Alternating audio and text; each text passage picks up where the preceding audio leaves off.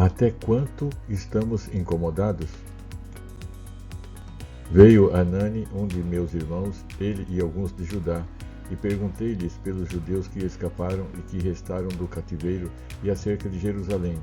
E disseram-me: os restantes que ficaram do cativeiro lá na província estão em grande miséria e desprezo, e o muro de Jerusalém fendido e as suas portas queimadas a fogo. E sucedeu que, ouvindo eu essas palavras, assentei-me e chorei, e lamentei por alguns dias, e estive jejuando e orando perante o Deus dos céus. Neemias 1, versículos de 2 a 4. A história de Neemias é muito interessante. Ele vivia no palácio e tinha uma posição bem próxima do rei. Pelas falas que tem a partir do capítulo 2, mostra que existia uma relação de amizade e confiança entre ele e o rei. Tanto que após ele desabafar o motivo de sua tristeza, o rei lhe permite viajar para Jerusalém e ainda dá cartas e autorização para Neemias restaurar a cidade com os recursos do império.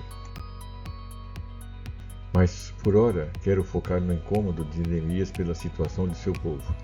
Seu irmão Hanani havia voltado de Jerusalém. Ele quer saber como estava o povo.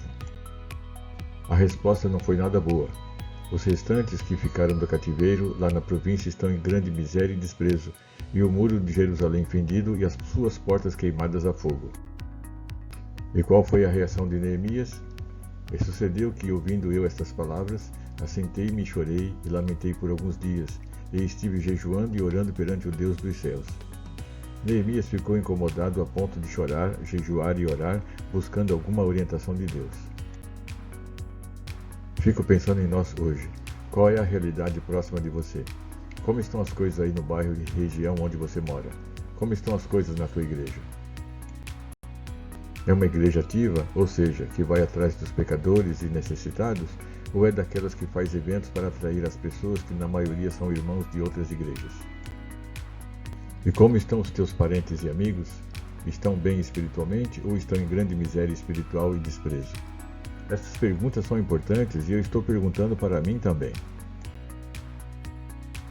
Estamos vivendo um tempo que a vida está difícil e por causa disso, injustiça, sofrimento, miséria, perseguição está acontecendo de forma desenfreada. Olha o que Jesus disse: e Deus não fará justiça aos seus escolhidos, que clamam a Ele de dia e de noite, ainda que tardio para com eles? Digo-vos que depressa lhes fará justiça. Quando, porém, vier o Filho do Homem, porventura achará fé na terra? Lucas 18, versículos 7 e 8. O sofrimento exagerado faz com que as pessoas se esfriem na fé. Hoje, uma palavra que virou moda é desigrejado.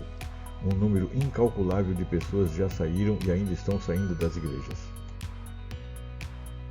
Minha pergunta é: por quê? Duas palavras definem bem esta situação: miséria espiritual e desprezo por parte da igreja. Quero falar mais sobre isso porque é um assunto que está me incomodando, mas vai ficar para outro dia. Precisamos ser bem honestos, principalmente em relação a nós mesmos. Até quanto estamos incomodados com esta nossa realidade? Temos chorado pelas pessoas que estão fora da igreja, independente dos motivos? Temos jejuado e orado para Deus nos dar a devida estratégia para recuperar essas pessoas? Mas sabe o que é tão ruim quanto isso? Existem os perdidos dentro da igreja e a maioria não está percebendo isso. Muitas igrejas estão se afastando do plano de Deus, da santidade que Deus espera, e não estamos olhando isso. E o pior, não podemos falar sobre isso porque uma boa parte da igreja não aceita este tipo de crítica. Estes não querem olhar para si mesmos e se confrontar com o padrão de Deus. E sabe qual é o padrão de Deus? Olha o que Jesus disse através de João: conheço as tuas obras, que nem és frio nem quente. Quem dera foras frio ou quente. Assim, porque és morno e não és frio nem quente, vomitar-te-ei da minha boca. Apocalipse 3, versículos 15 e 16. Apesar de tudo, não é hora de criticar nem os que saíram da igreja e nem os que ficaram. É hora de ter compaixão pelos perdidos que estão vivendo uma miséria espiritual e que estão sofrendo desprezo. Vamos pedir a Deus que nos capacite a fazer algo. Meu irmão e minha irmã, Neemias orou e Deus o abençoou e ele foi uma grande bênção para os moradores de Jerusalém. Se deixarmos, Deus vai nos usar para ser bênção para aqueles que estão perto de nós. Amém? Tenha um dia abençoado e até a próxima. Devanir Caetano da Silva, pastor da Igreja Restauração em Cristo.